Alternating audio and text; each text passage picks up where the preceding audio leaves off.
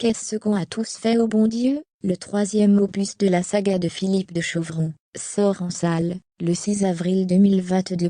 Les héros du film se souviennent, en cette occasion, d'un tournage compliqué, émotionnellement parlant. En proposant ce troisième volet de la saga, Philippe de Chauvron espère redonner le sourire aux Français. Le mercredi 6 avril 2022, les spectateurs découvrent finalement le film Qu'est-ce qu'on a tous fait au bon Dieu, après des mois de report. Et si les rires sont de mise, à l'écran, le tournage a été un peu moins amusant à vivre pour les comédiennes, les comédiens et les équipes techniques.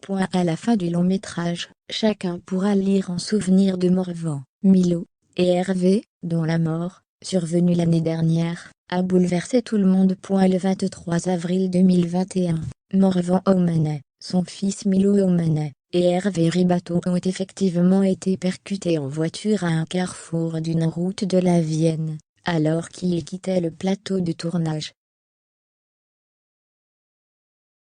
Le film en cours a été suspendu pendant une semaine et cette tragédie a touché en plein cœur chaque personne qui avait côtoyé les trois victimes.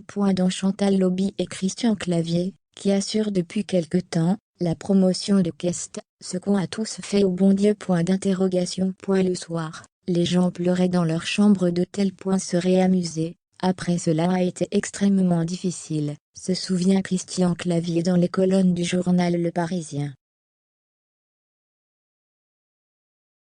L'équipe a été extraordinaire.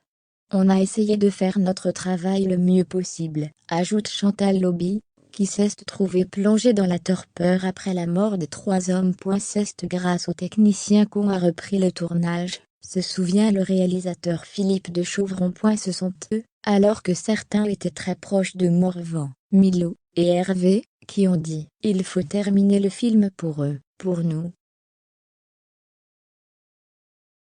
Quand on tournait, on réussissait à rigoler, et, le soir, les gens pleuraient dans leur chambre d'hôtel.